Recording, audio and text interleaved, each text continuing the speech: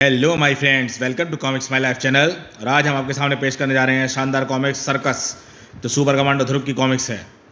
अगर आप हमारे चैनल पर फर्स्ट टाइम आए हैं तो चैनल को सब्सक्राइब कर लीजिए ऐसी ऑसम कॉमिक्स के लिए। तो चलिए शुरू करते हैं शानदार कॉमिक्स सर्कस। ये देख सकते हैं इसका कवर फर्स्ट, सर्कस।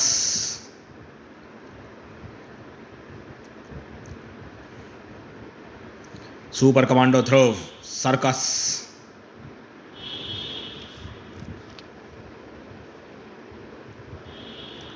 सर्कस संसार से अलग एक दूसरा संसार।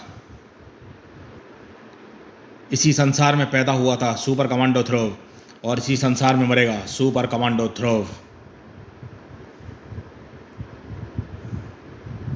बदलते समय के साथ साथ मनोरंजन के नए नए साधन हमारी ज़िंदगी में आते जा रहे हैं। Video game, comics, cable TV. वैसे आज के ज़माने में तीनों ही साधन गायब हो चुके हैं, लोग मोबाइल में घुसे रहते हैं।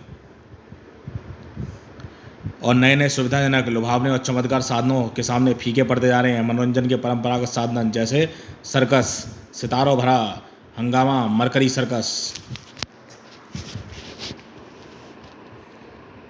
एक रहस्यमय संसार। आप निश्चिंत रहिए, यह शहर आपके काम की शुरुआत के लिए एकदम उपयुक्त है। यह तो मैं तुम्हारे मस्तिष्क को पढ़कर वैसे भी जान चुका हूँ, लेकिन अभी भी एक बड़ी समस्या बाकी है अप्पा। मैं सर्कस के तंबू से बाहर नहीं निकल सकता, और मेरा अभियान सफल होने के लिए ज़रूरी है कि सर्कस को देखने के लिए शहर के प्रभावशाली व्यक्तियों के साथ साथ ज़्यादा से ज़्यादा लोग आएँ, क्योंकि मेरे प्रभाव का घेरा अभी भी सर्कस की बाउंड्री तक ही सीमित है। ऐसा ही होगा, तुम्हारी सांसें चलते रहने के लिए ज़रूरी है कि ऐसा ही हो। लेकिन इसी समय सर्कस का सामान लगाते हैं व्यस्त लोगों के बीच यही मौका है। इस वक्त कोई भी इस तरफ ध्यान नहीं दे रहा है। मैं इस दुष्ट की योजना कभी कामयाब नहीं होने दूंगा। मैं उससे सीधी लड़ाई में तो कभी नहीं जीत सकता, लेकिन इतना तो ज़रूर कर सकता हूँ कि बदनामी और जनता के विरोध के कारण सर्कस को यह शहर छोड़ने पर मजबूर होना पड़े। सर्कस का मालिक आयप्पा भूखा मर जाए। पिंजरा खुलते ही एक तेज़ दहाड़ ने पूरे सर्कस के वातावरण को पहले तो गुजा दिया, धाड़, और फिर स्तब्ध कर दिया। यह क्या? बब्बर पिंजरे से बाहर कैसे आ गया? यह तो पागल शेर है। हाँ, इसको तो शो तक के लिए नहीं निकाला जाता। भागो। धाड़ की आवाज़ अंदर तक जहाँ पहुँची। धाड़, यह कैसी आवाज़ थी आयप्पा? यह तो बब्बर के धाड़ने की आवाज़ है, और वह सिर्फ तभी दहाड़ता है जब वह पिंजरे से बाहर निकलता है। तो उसे रोको मूर्ख। मैंने मेरे मेयर पर अपना प्रभाव डालकर सर्कस को शहर के बीचों बीच वाले मैदान पर लगवाया है, और वह इसलिए ताकि ज़्यादा से ज़्यादा लोग हमारा शो देखने आए, इसलिए नहीं कि एक पागल शेर शहर में जाकर तबाही मचाए और हमको यहाँ से तंबू खाना पड़े। और मुझे आभास हो रहा है कि बब्बर सर्कस की बाउंड्री से बाहर निकल चुका है। मेरी शक्तियाँ उस बाउंड्री के बाहर काम नहीं करती। पर बब्बर भी तो तुम्हारे कंट्रोल में था, उसका दिमाग अभी भी मेरे कंट्रोल में है, लेकिन अब मैं उसको यहाँ से बैठा बैठा संचालित नहीं कर सकता। जाओ, रोको उसे। लेकिन बब्बर तब तक सर्कस के सब मैदान पार करके बाहर निकल चुका था। एक पागल शेर राजनगर में खुला घूम रहा था। इसी दौरान, देखो ध्रुव, यह है मेरे मेंटल मैग्नेटिक फायर का कमाल। यह एक आम आदमी की मानसिक तरंगों को इतना शक्तिशाली कर सकता है कि एक पानी भरा गिलास मानसिक तरंगों से उठा सके। और अगर इसका इस्तेमाल कोई ऐसा व्यक्ति करे जिसके पास पहले से ही मानसिक शक्तियाँ हैं, तो मानसिक तरंगों से पूरा बिल्डिंग उठा सकता है, नदी के पानी का रुख मोड़ सकता है, और पहाड़ तक में सुरंग बना सकता है। कमाल का आविष्कार है। और क्या क्या कर सकता है ये। और हाँ, इसके विषय से किसी के दिमाग को वश में किया जा सकता है। किसी के भी इस बारे में प्रयोग अभी अधूरा है, और इसी के लिए मैंने तुमको बुलाया। मैं ये देखना चाहता हूँ कि किसी दृढ़ इच्छा शक्ति वाले व्यक्ति पर इसका क्या असर होता है, और तुमसे ज़्यादा दृढ़ इच्छा शक्ति वाले व्यक्ति मेरी नज़र में नहीं है। अब मैं तुम्हारे मस्तिष्क को अपने कब्जे में लेने की कोशिश करूँगा, और तुम उसका विरोध करना। ठीक है प्रोफेसर वर्मा, मैं तैयार हूँ। आप प्रयोग शुरू कीजिए। प्रोफेसर वर्मा की मानसिक तरंगें मेंटल मैग्नीफायर से होती हुई ध्रुव के मस्तिष्क को भेदने लगीं। लेकिन कुछ हुआ ध्रुव? नहीं प्रोफेसर, मुझे तो कुछ महसूस नहीं कर। एक गुर्राहट ने ध्रुव को बात बीच में ही रोकने पर मजबूर कर दिया। अरे, यह शेर कहाँ से आ गया? ओहो, यह जरूर सर्कस से भागा हुआ शेर है। शहर के बीचों बीच सर्कस लगाने का परिणाम। कर वह उन स्कूल के बच्चों पर कूदने जा रहा है। प्रोफेसर, आप इनके अपने मानसिक नियंत्रण से इस शेर को कंट्रोल करने की कोशिश कीजिए। मैं कोशिश कर रहा हूँ ध्रुव, लेकिन कुछ नहीं हो पा रहा। इस शेर के मस्तिष्क पर पहले से ही कोई मानसिक अवरोध लगा हुआ है। मतलब इस शेर का दिमाग पहले से ही किसी और के कंट्रोल में है। तब तो मैं ही इसे रोकने की कोशिश करता हूँ। दहाड़। इधर शेर ने मासूम बच्चों पर छलांग लाई, तो ध्रुव ने खिड़की से शेर की तरफ, और दोनों के शरीर हवा में एक दूसरे से टकरा गए। धाड़, धड़ाक, दूर जा गिरे। ध्रुव भैया अब तो मुझे शेर से डर नहीं लग रहा। ध्रुव भैया शेर को पीटो, ये हमको डरा रहा था। गर्र बच्चों धीरे धीरे जाकर उस गली में घुस जाओ, भागना मत। मैं शेर से बात करने की कोशिश करता हूँ। गर्र गुर्र गुर्र गुर्र गर्र, लेकिन गर्राक। अरे इस पर तो मेरे बहलाने फुसलाने का कोई असर नहीं हो रहा, और इसी गुर्राहट में पागलपन भी झलक रहा है। सर्कस वाले इसी को पकड़ने आते होंगे। मेरा काम है इसको तब तक किसी और पर हमला करने से रोकना। सड़क पर ट्रैफिक अपने आप रुक चुका था। पौ पौ पौ पी पी पी पी टी गर्र, लेकिन आदत से मजबूर गाड़ी वालों के हाथ हॉर्न पर दबते ही जा रहे थे और शेर बौखला रहा था। अगले ही पल सबके चेहरे पर दहशत फैल गई। धाड़, साक्षात मौत उसके सामने दौड़ती हुई करीब आ रही थी। ओहो ये तो गाड़ियों की तरफ भाग रहा है, मैं इतनी जल्दी उस तक नहीं पहुंच सकता। कार के शीशे बंद कर पाने का समय नहीं मिला। दहशत के कांपते उन हाथों को अगर कोई बीच में आकर उसकी ज़िंदगी की रेखा को और लंबा ना कर देता। ताड़, मौत के जबड़े उस बदनसीबी खोपड़ी पर गए। एक पल बाद भैंसें फटी, वे आंखें हमेशा के लिए फटी रह जाती अगर कोई इनकी ज़िंदगी की रेखा को लंबा ना कर देता। ताड़, अरे ये लड़की कौन है? गजब की सासी है, जिसे शेर को देखकर ही लोगों के हाथ पैर सुनने पड़ जाते हैं। उससे यह मुकाबला कर रही है। कुछ भी हो, इसने मुझे मौका दे दिया जिसकी मुझे तलाश थी। अगले पल ध्रुव ने शेर को अपनी गिरफ्त में ले चुका था। शेर तड़पता हुआ सीधा हुआ तो ध्रुव अब उसकी पीठ पर सवार था। गर्र, बेल्ट खुलकर उसके हाथ में आ चुकी थी और उस बेल्ट का फंदा शेर की गर्दन पर कस चुका था। और सर्कस वाले भी घटनास्थल पर आ चुके थे। चिया, अरे ये लड़का कौन है? बब्बर की सवारी कर रहा है। ओफ, अब हम बब्बर को जाल में पकड़ भी नहीं सकते। जाल डालेंगे तो लड़का भी बब्बर के साथ ही कैद हो जाएगा। बब्बर का दम घुट रहा था। अब उसके पागल दिमाग में भय ने अपना कब्जा जमाना शुरू कर दिया था और उसको नज़र आया अपना वह घर, वह पिंजरा। वह लपक कर पिंजरे में जा घुसा और भाग कर छिपने की जगह ढूंढ रहा था। उसकी गर्दन आज़ाद हो गई और पिंजरे का दरवाज़ा बंद हो गया। कमाल हो गया, बब्बर तुमसे डर गया। आज तक ऐसा कभी नहीं हुआ कि बब्बर को बिना जाल डाले पिंजरे में वापस लाया गया हो। यह तुम्हारे सर्कस का शेर है? इस पागल शेर को खुला के छोड़ा था। ध्रुव की आंखों में छलकता क्रोध देखकर गला सूख गया सामने वाले का। वह गलती से छूट गया। ध्रुव, हेलो मिस्टर ध्रुव, कौन हो तुम? मेरा नाम कैसे? आई ठिंगू, जुपिटर सर्कस का सबसे मशहूर जोकर। जरा सा दिमाग को झटका दो, सब याद रहता है। पहचान लिया ना? ठिंगू के मिनी शॉकर से बिजली का झटका खाकर बड़े बड़ों की याददाश्त वापस आ जाती है। सुपरस्टार ध्रुव।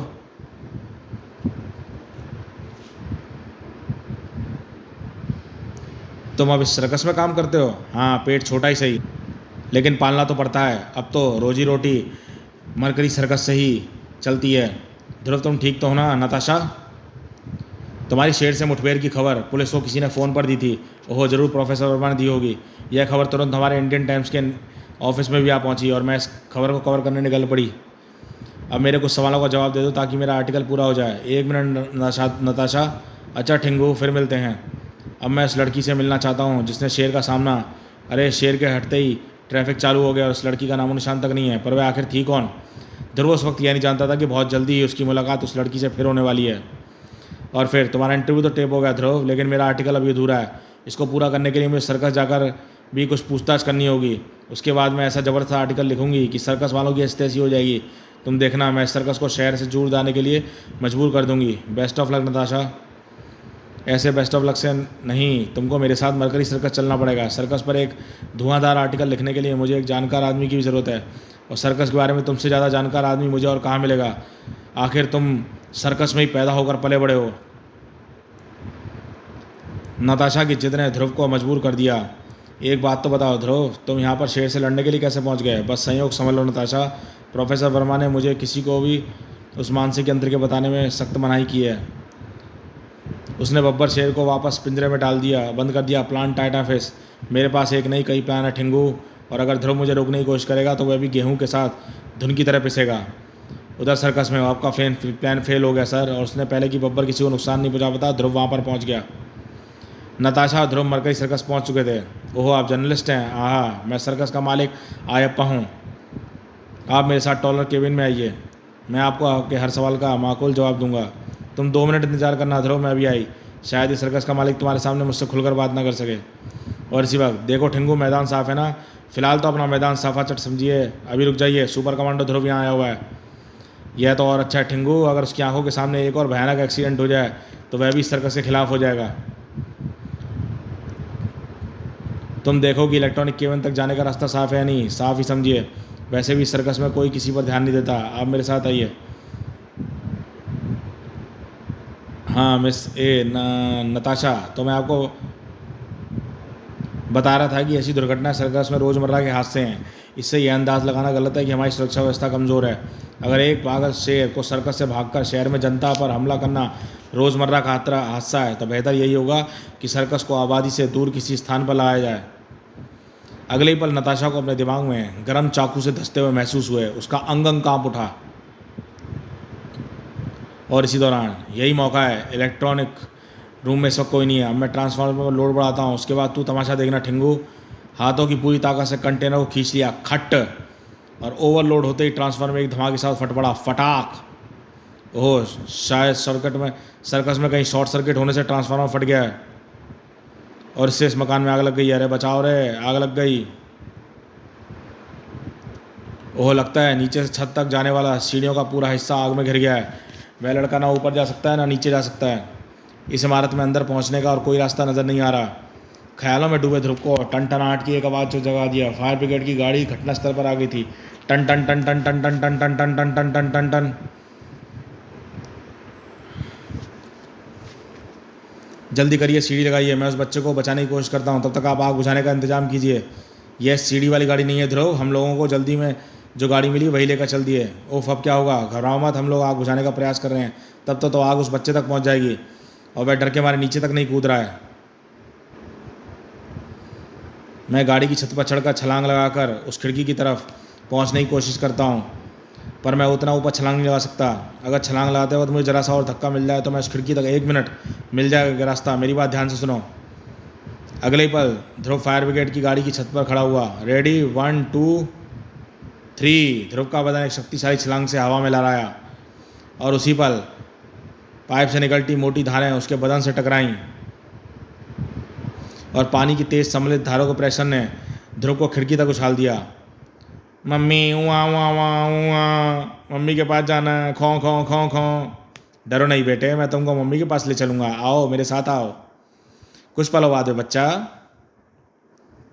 अपनी माँ की गोद में सुरक्षित था। थैंक यू ध्रुव, तुमने हमको अच्छा सबक दिया है। अब हम लोग हर फायर वैन में सीढ़ी फिट करा कर रखेंगे। और वापस सर्कस में। नताशा, तुम्हारा इंटरव्यू हो गया? हाँ ध्रुव, इस सर्कस के बारे में मेरी सारी गलतफहमियाँ दूर हो गई। नहीं नताशा, कहीं कुछ गड़बड़ है। इस शहर में सर्कस के लगते ही लगातार 2 हादसे हो जाना यह बताता है कि सर्कस की कार्यप्रणाली में कुछ गड़बड़ है। ये मामूली हादसे हैं ध्रुव, सर्कस में होते रहते हैं। नहीं नताशा, ऐसे हादसे शायद कई सालों में एक बार होते हैं। मैं अपना दिमाग भी रखती हूँ ध्रुव, मुझे समझाने की कोशिश मत करो। सर्कस एक बहुत अच्छा मनोरंजन है, उसको हर एक आदमी को देखना चाहिए। यही मेरा दृष्टिकोण है, यही मैं अपने आर्टिकल में भी लिखूंगी। अब तुम मुझे छोड़ने चलोगे या मैं टैक्सी पकड़ कर वापस जाऊँ? ये नताशा को क्या हो गया? इंटरव्यू लेने के बाद यह तो बदल ही गई। खैर जाने दो, चलो चलता हूँ। और फिर ये चक्कर समझ में नहीं आ रहा। ओ, आपको क्या हुआ मिस्टर ध्रुव? पिटाई खाकर आए हो सुबह सुबह? शेर को सवा शेर मिल गया क्या? शेर तो नहीं, लेकिन शेर जरूर मिल गया था। शेर? सचमुच का शेर? तो तुमको डर नहीं लगा? लगा था, पर उस वक्त मुझे अपनी बहादुर बहन श्वेता की याद आ रही थी। अगर मैं वहाँ पर होती तो शेर तो उसको देखकर ही डर से मर जाता। हाँ माँ, हाँ हाँ, शेर वेर को पटकना मेरे दाएं हाथ का नहीं बाएं हाथ का काम है। पर यह शेर आया कहाँ से था? मरकरी सर्कस से भाग कर आया था। सर्कस लग गया? तुझे सर्कस अच्छा लगता है? देखने जाएगी? अच्छा तो लगता है, लेकिन वहाँ तुम्हारे रहते सर्कस जाने की क्या जरूरत है? दिन भर में फ्री के तमाशे देखने को मिल जाते हैं। ठहर तो अभी बताता हूँ तुझे। मम्मी बचाओ, मम्मी तो घर पर है नहीं। पापा बचाओ, कोई नहीं बचाएगा तुझे। आज तो तेरी पिटाई होकर रहेगी। क्या हो गया? पापा भैया से मुझे बचाओ, बाहर से पिट कर आता है और घर पे मुझ पर रौब झाड़ता है। अच्छा, किसने पीट दिया तेरे भैया को? जरा मुझे भी तो पता चले। ऐसा कौन सा सूरमा पैदा हो गया जो मेरे बेटे का बाल टेढ़ा कर सके? सूरमा नहीं, शेर था पापा, शेर। गर्र। शेर? क्या हुआ था ध्रुव आईजी राजन को प्रोफेसर वर्मा और उसके मानसिक यंत्र की बात छोड़कर सारी घटना सुनाता चला गया। लेकिन तुम तो शेरों से बात कर सकते हो। वह शेर मेरी बात नहीं समझ रहा था। मुझे आभास हो रहा है उसका दिमाग किसी के कब्जे में था। आश्चर्य, वह सर्कस का ट्रांसफार्मर कैसे उड़ गया? वह मुझे पता नहीं। ओहो, यानी सर्कस की सुरक्षा व्यवस्था में कुछ कमियां हैं। मुझे एक बात और समझ में नहीं आई, वह यह है कि मेयर साहब ने इस मैदान पर सर्कस लगाने की अनुमति क्यों दी? यह मैदान तो लोगों के घूमने फिरने के लिए है। मैंने मेयर साहब से बात की थी, पर मुझे कोई संतोषजनक जवाब नहीं मिला। खैर, अभी खुद सर्कस जाता हूँ और वहाँ पर जाकर उनकी सुरक्षा व्यवस्था को अच्छी तरह चेक करूँगा। दोनों में से किसी का ध्यान श्वेता पर नहीं था। एक पागल शेर किसी दूसरे के मानसिक कंट्रोल में, ऐसा कभी सुना तो नहीं। लगता है चंडिका को बीच मैदान में कूदना ही पड़ेगा। कमांडो फोर्स का हेडक्वार्टर। हेलो करीम। टर्र। Hello captain. क्या बात है, जनरेटर क्यों चल रहा है? बिजली नहीं आ रही क्या? यहाँ ही नहीं, बिजली आसपास भी कहीं किसी एरिया में नहीं आ रही है। ऐसा क्यों? मरकरी सर्कस को जिस लाइन से बिजली सप्लाई की जा रही थी उसमें कुछ खराबी हो गई है। हाँ, उस लाइन पर एक ट्रांसफार्मर उड़ गया है। ठीक ठीक पता है तुमको। उस पावर लाइनों में कहीं शॉर्ट सर्किट हो गया। अब सर्कस को हवाई लाइन की बिजली सप्लाई की जा रही है। कमाल है, कई ज़रूरी कामों को छोड़कर सर्कस को बिजली दी जा रही है। इस तरफ के निवासी अंधेरे में बैठे हुए हैं। हाँ, लगता है सर्कस वालों का राजनगर इलेक्ट्रिक सप्लाई एसोसिएशन पर काफ़ी प्रभाव है, वरना ऐसा नहीं होता। मामला समझ में नहीं आ रहा। पहले इस पार्क में सर्कस लगाने की इजाज़त मिलना, फिर शहर की बिजली काटकर सर्कस को बिजली देना। अब आगे क्या होगा? मैं भी चाहता हूँ कि सर्कस को सुविधाएं दी जाएं, लेकिन यह तो ज़रूरत से ज़्यादा हो रहा है। कहीं पर कुछ गड़बड़ है। मुझे मरकरी सर्कस की छानबीन करनी पड़ेगी। उस शाम राजनगर में सर्कस का पहला शो शुरू हुआ। साथ ही साथ शुरू हुआ एक नया हंगामा। हेलो हेलो करीम, मैं आहा पीटर। पीटर को क्या हुआ है? करा क्यों रहा है? यह पूर्वी राजनगर की गश्त पर गया था। रेणु भी इसके साथ थी। कुछ गड़बड़ हो गई है। पीटर, मैं कैप्टन। क्या हुआ? तुम कहाँ से बोल रहे हो? मैं लोधी चौक पर हूँ। गुंडों ने हमें घेर लिया है। रेणु अभी उनको रोके हुए है, लेकिन वह भी ज़्यादा देर तक उनको रोक नहीं। आहा, आज तेरी कहानी ख़त्म होकर रहेगी। पहले हम कमांडो फोर्स को ख़त्म करेंगे, फिर तेरे कैप्टन सुपर कमांडो ध्रुव को। आहा, कमांडो फोर्स को तुम जैसे नाली के कीड़े कभी नहीं चाट सकते। तड़ाक। अब मैं पहले तेरी खोपड़ी फोड़ूंगा छोकरी, और फिर तेरे दोस्त की खोपड़ी उड़ाऊंगा। लगता है खोपड़ी का निशाना है उस्ताद। टिगर पर उंगली दबने को बेताब हुई और बेताब ही रह गई। दोस्तों, इस पेज से षड्यंत्र सीरीज स्टार्ट होती है, जो आगे जाके किसी स्टोरी पर ख़त्म होगी, वो हम बताएंगे आपको। लेकिन ये इसी पेज से स्टार्ट हुई है षड्यंत्र सीरीज। घटनास्थल पर आ चुका था सुपर कमांडो ध्रुव। आहा, कैप्टन। अपने कैप्टन की उपस्थिति ने कमांडर रेणु की रगों में दौड़ते खून को एक बार फिर खुला दिया था। ताड़ ताड़। और फिर लड़ाई खत्म होने में तड़ाक जा देने लगी। धाड़। ओहो, पीटर को गोली लग गई है। यहाँ पर क्या हो रहा था रेणु? मैं और पीटर कमांडो वैन में इस इलाके में गश्त लगा रहे थे, तभी हमने इन गुंडों को खुलेआम हथियार लेकर घूमते देखा। आश्चर्य की बात तो ये थी कि आमतौर पर से गश्ती पुलिस से भरे इस इलाके में एक भी पुलिस वाला नज़र नहीं आ रहा था। और ये बात शायद इन गुंडों को भी पता थी, क्योंकि इनके हौसले काफ़ी बुलंद थे। हमारे ललकारते ही इन लोगों ने हम पर गोलियां चलानी शुरू कर दी। पीटर ने आगे बढ़कर इनका सामना किया तो गुंडों को भी गिरा दिया, पर एक गोली उसकी बाह में आ लगी। तब मैंने गुंडों का सामना किया और पीटर ने कमांडो हेडक्वार्टर से संपर्क किया। और आगे कहानी तो तुम जानते ही हो। कमाल है, इस इलाके के सारे पुलिस वाले कहाँ चले गए?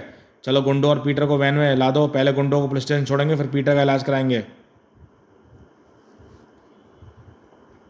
कमांडो हेडक्वार्टर पर ध्रुव को एक और झटका देने वाली खबर मिली। क्या? हाँ ध्रुव, हमारे ट्रांसमीटर पर कई लूटपाट की रिपोर्ट आ चुकी है।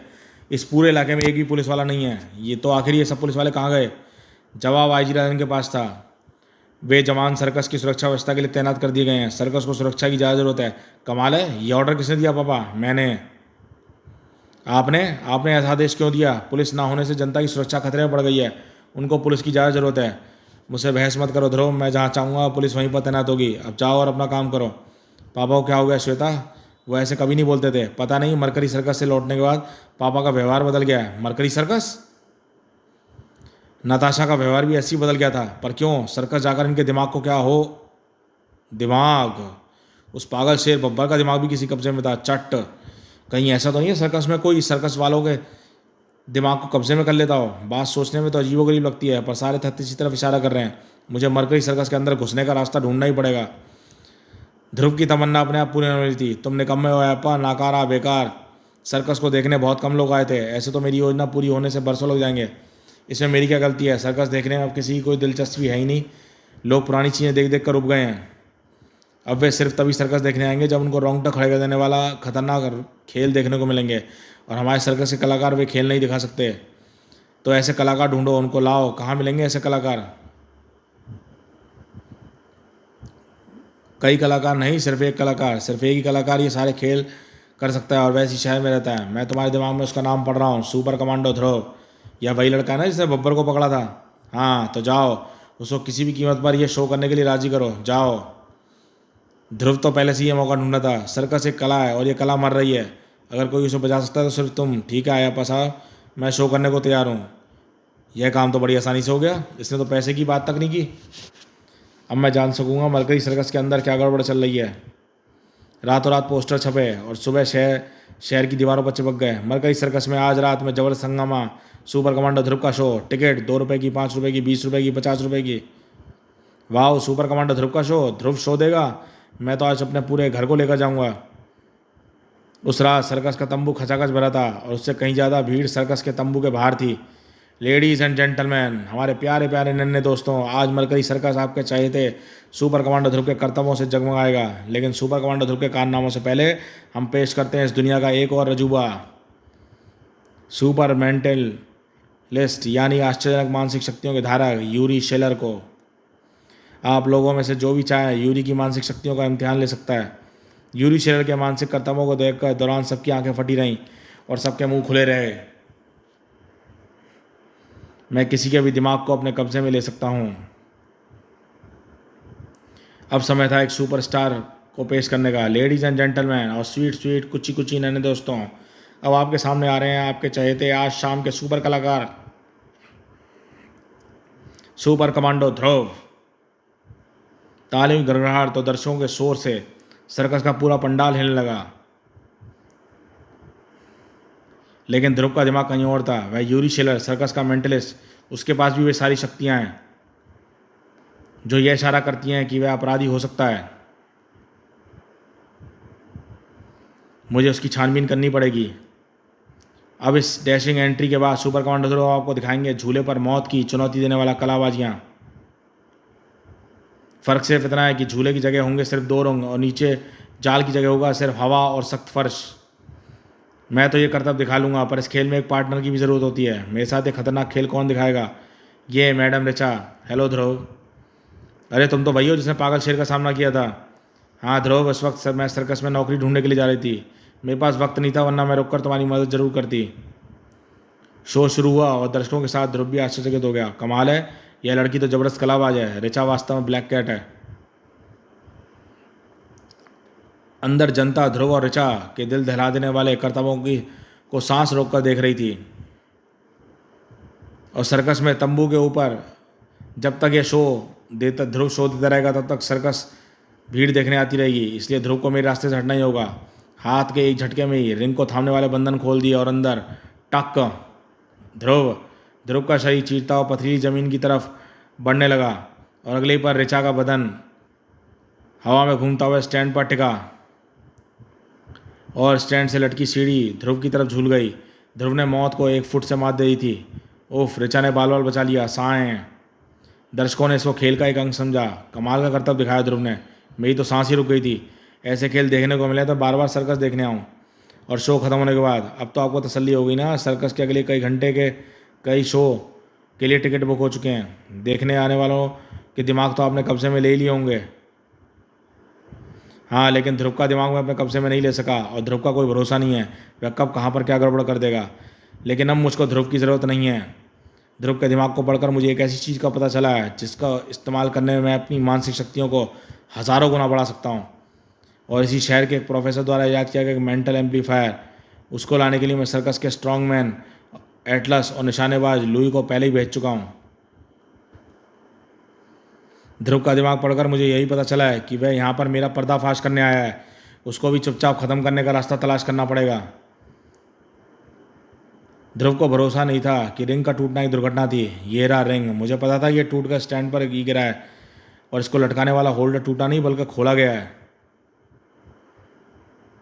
किसने खोला ये पेंच? मुझे मारने की कोशिश कौन कर रहा है? अरे एकदम से गर्मी कैसे हो गई? ओह, आग। हाँ, आग। सुपर कमांडो ध्रुव, तो रिंग के टूटने से बच गया पर आग से नहीं बच पाएगा। ओहो, तो उसने ढीले कहते रिंग पर क्यों, ये है कौन? ये सही कह रहा है, रिंग टूट चुका है, मैं झूलकर भी आग से नहीं बच सकता और ना ही कूद कर या उतर कर बच सकता हूँ। हाँ हाँ, अब तू अपनी चिता का नज़ारा देखता रहे, मैं तो चला। उस रहस्यमय बूढ़े ने भागने को कदम बढ़ाए लेकिन भाग नहीं सका। Black cat? हाँ ध्रुव, पहले मैं इस बूढ़े से निपट लूँ, 2-3 सेकंड लगेंगे, उसके बाद मैं तुमको उतारने का इंतजाम करती हूँ। पहले मैं रिचा के रूप में तुम्हारे साथ थी, अब ब्लैक कैट के रूप में हूँ, लेकिन ब्लैक कैट को वह मौका नहीं मिला। जंबो! ओहो, इसकी आवाज़ लगाते ही वह हाथी तेजी से मेरी तरफ बढ़ रहा है और हाथी से भागकर बच पाना असंभव होता है। कुछ समझ पाने से पहले ही ब्लैक कैट सूंड के शिकंजे में थी। चियांग! ध्रुव के हाथों की भाषा में चिंगार उठा हाथी का। चाई! ओहो, इस हाथी पर तो मेरी बात का कुछ असर नहीं हो रहा। यह हाथी या तो किसी के वश में है या फिर इसकी सुनने की शक्ति कमज़ोर है। वह बूढ़ा भी भाग रहा है। अब ना तो मैं ब्लैक कैट को बचा सकता हूँ ना ही खुद को बचा सकता हूँ। और दूसरी तरफ शहर में यही ऑफिस है उस मनोवैज्ञानिक प्रोफेसर वर्मा का। इसी के अंदर वह यंत्र होना चाहिए, पर दरवाजे पर तो बड़ा मजबूत ताला लगा है। ताले को खोलना तो मैं नहीं जानता, लेकिन दरवाज़ा खोलना मुझे आता है। स्ट्रॉन्ग मैन एटलस के एक ही बार ने दरवाजे के पर कच्चे उड़ा दिए। धाड़! अब देखो यह यंत्र कहाँ पर रखा है।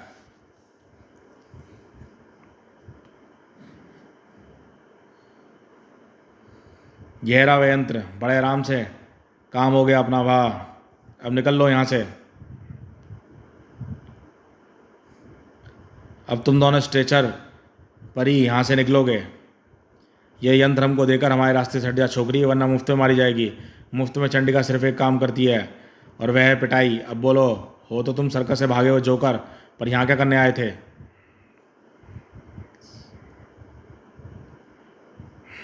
बोलो। ध्रुव पागल शेर से इसी जगह पर लड़ाई हुई थी, इसी जगह पर मैंने इस जगह पर नज़र रखने की सोची थी और मेरा शक ठीक निकला। यह जगह ही झगड़े की जड़ है। धाड़ तड़ाक! अब मुझे असली बात का पता। आहा, धाड़! एटलस के घूसों ने चंडिका के दिमाग का हर कोना हिला दिया। धाड़! अब मैं तेरी खोपड़ी को निशान लगाऊंगा, दोनों आंखों के बीचे बीच। असहाय चंडिका के माथे की तरफ रिवॉल्वर तन चुकी थी और ट्रिगर धीरे धीरे दब रहा था। और उधर मरकरी सर्कस के अंदर एक रास्ता समझ में आता है। अगर यह काम कर गया तो हम दोनों ही मौत के मुंह से निकल आएंगे। ब्लैक कैट, मैं जो कुछ भी बोलूँ उसको वैसे ही दोहरा देना।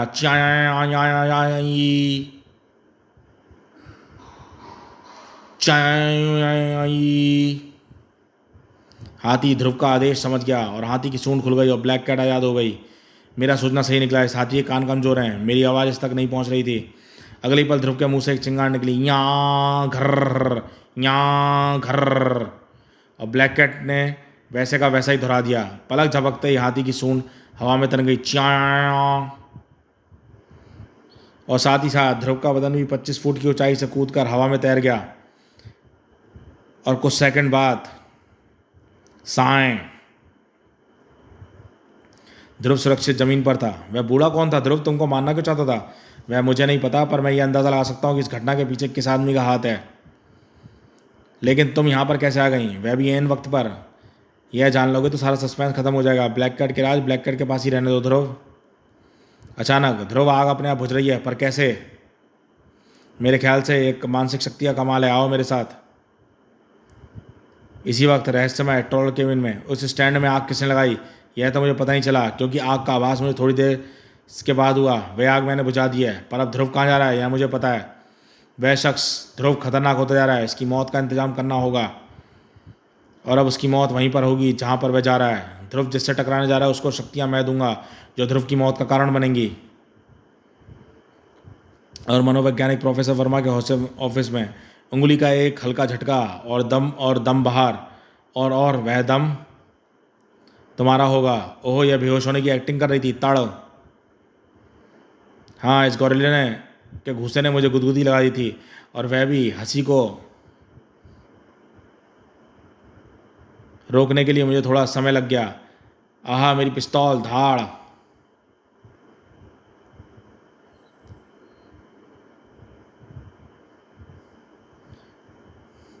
गोरिल्ला, मुझे गोरिल्ला कहते हैं। मैं तुझे दोनों हाथों से चीर डालूंगा। मैं कोई कपड़े की थान नहीं हूँ भाई साहब, जो दोनों हाथों से चिर जाऊँ। या कड़ाक! देखा, तुम चिल्लाते भी गोरिल्ले जैसा हो। तू एक बार चुपचाप खड़ी होकर मेरा घूसा खा ले, फिर तुझे अपने आप पता चल जाएगा मैं कौन हूँ। आपका घूसा बहुत बड़ा है, खाया नहीं जाएगा। वैसे भी कड़ाक कड़ाक, वैसे ही मेरा पेट भरा हुआ है। या एटलस, मैंने यंत्र को उठा लिया। अब खामखा लड़ते रहने का कोई फ़ायदा नहीं है, भाग ले यहाँ से अभी लो। पर पहले इसको अपने पीछे करने से तो रोक लूँ। धाक। चंडिका को बचने में जो कुछ मिनटों का समय लगा, उसी में लुई और एटलस वहाँ से बच निकलने में कामयाब हो गए। यह मानसिक यंत्र कहाँ है? उसे मैंने डिग्गी में बोरे में डाल दिया है। उसने उसे चुपचाप छिपा कर लाने को कहा था और मर गई सर्कस में। सुपर कमांडर ध्रुव, तुम यहाँ पर कैसे? और अभी रात के इस वक्त? तुमसे पूछने आया था कि सर्कस में क्या चक्कर चला रखा है तुमने। लोगों के दिमाग को वश में करके कौन सा षड्यंत्र रच रहे हो तुम? षड्यंत्र? कैसे षड्यंत्र? मैं कुछ नहीं कर रहा, तुमको कुछ गलतफहमी आ रहा।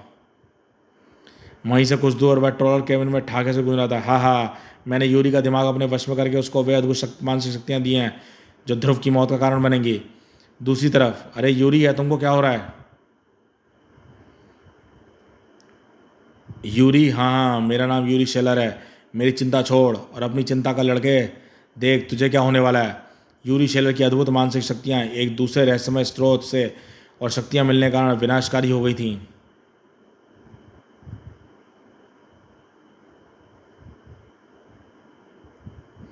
और उन रहस्यमय शक्तियों के सामने पड़ने वाले का एक ही हाल होना था, तिनके की तरह उड़ जाना। और मानसिक शक्ति के धमाके का असर ध्रुव पर हुआ, क्योंकि वह वार उसको निशाना बनाकर लगाया गया था। ध्रुव उठो, ध्रुव अपने आप को संभालो। आहा, सिर घूम रहा है। ओहो, वह ध्रुव पर दूसरा वार करने जा रहा है। ध्रुव को खींचकर हटाने का वक्त नहीं है। अब ध्रुव को बचाने का एक ही रास्ता है, सिर्फ एक ही रास्ता। अगली पल ब्लैक कैट का बदन उछलकर मानसिक वार और ध्रुव के बीच में आ गया। ब्लैक कैट, अरे अभी अचेत हो गई है। यूरी शेलर काफ़ी खतरनाक होता जा रहा है, उसको रोकना होगा। Jumbo attack. धूल उड़ाता जंबो यूरी को रोकने के लिए आगे बढ़ा। यूरी शेलर अपनी मौत के बचने के लिए हिला तक नहीं, बल्कि उसकी मानसिक किरण ने जंबो को अपने घेरे में लेकर जमीन पर लाकर पटक दिया। वार जोरदार था। धमम। जंबो गिरते ही बेहोश हो गया। अब जब यूरी शेलर एक बार फिर ध्रुव की तरफ मुड़ गया, ओह, ये फिर से मुझ पर वार कर रहा है। मुझे इसको यहाँ से दूर ले जाना होगा, वरना से कोई बार बेहोश ब्लैक कैट को भी लग सकता है। और इसी दौरान मुझको इसको रोकने का रास्ता भी तलाशना होगा। भाग लड़के, जितना भाग सकता है भाग। कड़ाक। मैं कौन हूँ? हाँ, मैं यूरी शेलर, तेरे चीथड़े उड़ाकर ही दम लूँगा। कुछ गड़बड़ है, इसको ये ठीक तरह से याद नहीं किया कौन है। इसमें ये आश्चर्यजनक शक्तियाँ भी एकाएक आई थी। कहीं ऐसा तो नहीं है किसी ने इसके दिमाग को कब्जे में ले रखा हो? अगर ऐसा है तो मैं इसके दिमाग को आज़ाद करा के 1 मिनट मेरे इस केबिन के सामने आती। इसने मानसिक वार करने बंद कर दिए। इसका एक ही मतलब हो सकता है कि ये अपने मानसिक वारों से इस केबिन को तोड़ना नहीं चाहता। मुझे देखना पड़ेगा इस केबिन के अंदर क्या है, लेकिन उससे पहले मुझे शेलर के दिमाग को आज़ाद कराना होगा और उसमें मेरी मदद करेगा ठिंगू मास्टर। यूरी शेलर के मानसिक वारों को छकाता हुआ ध्रुव ठिंगू मास्टर के तंबू में घुसा और आश्चर्यचकित रह गया। ध्रुव, अरे ये तो वही बूढ़ा जिसने मुझे मारने की कोशिश की थी। ये तुम्हारे तंबू में कैसे ठिंगू? ये तो कह रही मैं भाई, मैं बाद में पूछूंगा, अभी वक्त नहीं है। फिलहाल तो मुझको तुमसे एक ज़रूरी चीज़ चाहिए और कुछ पलों बाद। हाँ यूरी, मरना है तो क्यों ना लड़कर मरा जाए। अच्छा, तो तू मुझ पर हमला करेगा? आजा आजा। ध्रुव ने अपना हाथ बढ़ाया और यूरी बिना कुछ सोचे समझे ध्रुव का हाथ पकड़ लिया। और यहीं पर यूरी गलती कर गया, जो उसकी आखिरी गलती साबित हुई थी। उसको एक तेज झटका लगा, झटका जिसने उसके दिमाग को हिलाकर रख दिया और उसका दिमाग आज़ाद हो गया। ओहो ध्रुव, हाँ मैं पूछ रहा था कि तुम मेरे तंबू में क्या करने आए थे? अरे मैं यहाँ कैसे आ गया? ठिंगू मास्टर का मिनी शौकर अपना काम बखूबी कर गया। मैं तुमको बाद में सब समझा दूंगा यूरी, फिलहाल तुम मेरे साथ आओ। ध्रुव, ठिंगू मास्टर और वही बूढ़ा। ये बूढ़ा कौन है? ठिंगू? ये सर्कस के मालिक हैं, रंगराजन साहब। आयप्पा इनका पार्टनर है। इसने इनको जलाकर मारने की कोशिश की थी और लगभग मार ही डाला था। ठिंगू ने मुझे बचाया, पर मैं काफ़ी महीनों तक ज़िंदगी और मौत के बीच में झूलता रहा। बल्कि लोगों ने तो यह समझ लिया था कि मैं अपने केबिन में दुर्घटनावश आग लग जाने के कारण मर गया। ठिंगू ने भी मेरी जिंदा होने की बात छिपा कर रखी, क्योंकि राज खुलने पर आयप्पा मुझे दोबारा ख़त्म करने की कोशिश कर सकता था। मेरे ठीक होने की काफ़ी देर हो चुकी थी और लोगों ने और कानून ने भी मुझे मरा हुआ मान लिया था। मेरा चेहरा भी पहचानने लायक नहीं रहा, इसलिए मैंने बदले की भावना से सर्कस को तबाह करने की ठानी। सर्कस का चप्पा चप्पा मेरा देखा हुआ था। ठिंगू के तंबू में छिपकर रहना और चुपचाप अपना काम करते रहना मेरे लिए बहुत आसान था। हाँ, सर्कस के जानवर मुझे आज तक पहचानते हैं, जैसे जंबो। पर आपने मुझे मारने की कोशिश क्यों की? क्योंकि तुम सर्कस का फ़ायदा करवा रहे थे और वह भी सीधे आयप्पा की जेब में जा रहा था, इसलिए मैंने तुमको भी रास्ते से हटाने की ठान ली थी। एक बात बताइए, आयप्पा के पास मानसिक शक्तियाँ भी हैं क्या? आयप्पा के पास अपना दिमाग तो है नहीं, उसके पास मानसिक शक्तियाँ कहाँ से आएंगी? तो फिर आपका दुश्मन आयप्पा नहीं कोई और है, और वह ट्रोल केबिन के अंदर है। यह तो आयप्पा का ट्रोल केबिन है। ट्रोल केबिन के अंदर वह ध्रुव भी ख़त्म होने वाला है और लुई और एटलस में ये चीज़ लेकर भी आने वाले हैं। अब तो मेरी योजना पूरी होने के आखिरी चरण में है, और वह तुम्हारी योजना सिर्फ योजना ही रहेगी। ध्रुव, पहले आयप्पा आश्चर्यचकित हुआ और फिर सभी की आंखें आश्चर्य से फट पड़ी। ओ माय गॉड,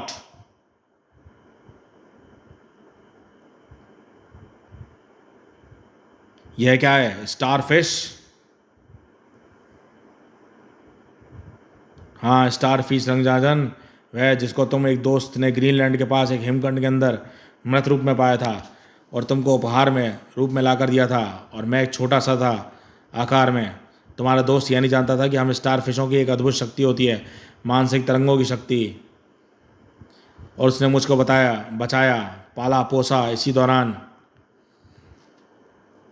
मैं तुमसे और तुम्हारे सर्कस में आने वाले अनगिनत लोगों के दिमाग पर पड़कर ज्ञान बटोता रहा। मेरी मानसिक शक्तियाँ बढ़ती रहीं और मेरा ज्ञान भी बढ़ता रहा। ये स्टारफिश आपने जो है द सुसाइड स्क्वाड मूवी में भी देखी है। हालांकि वैसे ही उन्हीं के DC वालों का ही करेक्टर है जो यहाँ भी आया है, लेकिन मेरा मानवों को मारने का कोई इरादा नहीं था। आखिरकार हम लोगों को भी तो काम करने के लिए कर्मचारी चाहिए, और वे कर्मचारी बनेंगे मानव। मैंने अपना अभियान मानवों के मस्तिष्क पर कब्जा जमाना शुरू कर दिया। उसी ज्ञान से मुझे पता चला कि मानव जाति के पशु धरती को चूस चूस कर कंगाल कर रहे हैं, हवा पानी में गंदगी घोल रहे हैं। तब मैंने निश्चय किया कि मुझे और मेरे जैसे अन्य समुद्री जीवों को पृथ्वी की बागडोर संभाल लेनी चाहिए, और सबसे पहले जिस पर दिमाग कब्जा करना चाहा वह तुम्हारा दिमाग था रंगराजन, पर तुम्हारी इच्छा शक्ति ने मुझे असफल कर दिया। तब मैंने आयप्पा के दिमाग पर कब्जा कर दिया और तुमको रास्ते से हटा दिया, पर तुम बच गए। अब उस गलती को मैं सुधारूंगा। बचो रंगराजन। हमने अगर पृथ्वी को अनजाने में गंदा किया स्टारफिश, तो हम उसको साफ़ करने का प्रयास भी कर रहे हैं, लेकिन तुम्हारा पृथ्वी से मानवों को ही साफ़ कर देने का प्रयास मैं कभी सफल नहीं होने दूंगा। पानी के बगैर तुम ज़्यादा देर तक जिंदा नहीं रह सकते। छनाक! पानी की एक तेज़ रेले ने सभी को बहाकर केबिन के बाहर पटक दिया। गड़प! अब स्टारफिश के ख़त्म होने में कुछ ही मिनटों की देर है। सर्र! ये काम मुझे बहुत पहले कर देना चाहिए था। लेकिन ध्रुव और रंगराजन की यह खुशी सिर्फ एक पल के लिए कायम रही, क्योंकि अगले ही पल बूम, एक मेंटल ब्लास्ट ने पूरे ट्रोल केबिन के परकच्चे उड़ा दिए थे। और मैं स्टारफिश हूँ मूर्खों, मेरा ज्ञान इतना सीमित है कि मैंने हवा में सांस लेने की कला भी सीख ली है, और मेरी सांस लेने के लिए तुम लोगों को सांसों का बंद होना ज़रूरी है।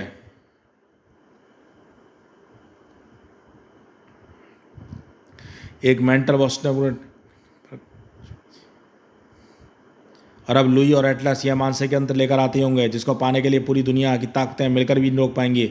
अब शुरू होता है स्टारफिश का विजय अभियान। इसी वक्त सर्कस के मुख्य द्वार पर हैं, कहाँ गया मानसिक यंत्र वाला बोरा? मैंने तो इसी डिक्की में रखा था, वह मेरे पास है। माफ़ करना भाई लोगों, दरअसल मैंने आपकी बिना बताए आपकी गाड़ी में की डिग्गी में लिफ्ट ले रही थी, पर रास्ते का बिल्कुल पता नहीं चला। चंडिका, ये जो आप मानसिक यंत्र उठाकर लाए हैं उसके अंदर इसकी बुकलेट भी रखी हुई है, उसको इस्तेमाल करने का तरीका भी लिखा हुआ था। अब यह पढ़ते पढ़ते रास्ता कट गया। जानते हो ये कैसे चलता है? देखो ऐसे, ताड़ धाड़। अब जरा सर्कस के अंदर ध्रुव भैया के हाल का पता किया जाए। ध्रुव स्टारफिश के वारों से बचता फिर रहा था। यूरी, तुम्हारे पास भी तो मानसिक शक्तियाँ हैं, तुम स्टारफिश को रोकने के लिए कुछ करो। स्टारफिश के सामने मेरी शक्तियाँ बचकानी हैं ध्रुव। हाँ, मुझे बचाओ, या तो मेरी हड्डियाँ तोड़ रहा है। कड़ाक! उफ, क्या हम रंगराजन को बचाने के लिए कुछ नहीं कर सकते? ध्रुव, क्या हो रहा है यहाँ पर? चंडिका, तुम यहाँ पर कैसे हो? तुम्हारे पास मानसिक यंत्र? कमाल का संयोग है, अभी इसी की सख्त आवश्यकता थी। लाओ इसे मुझको दो। ध्रुव ने यूरी शैलो को संक्षेप में मानसिक यंत्र की कार्य समझा दिया।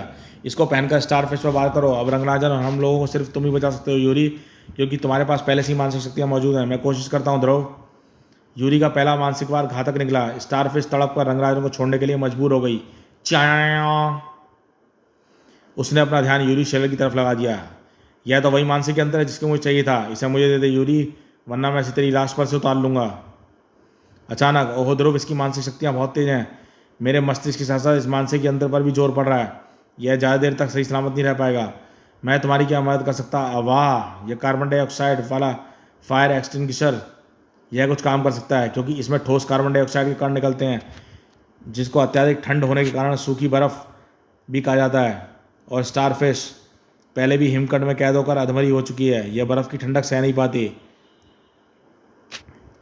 इसका केंद्र ही इसकी सबसे कमज़ोर जगह है, वहीं पर वार करना होगा। यूरी से मानसिक यंत्र लेने में जुटी स्टारफिश ध्रुव पर ध्यान नहीं दे रही थी, और जब तक ध्यान दे पाती बहुत देर हो चुकी थी।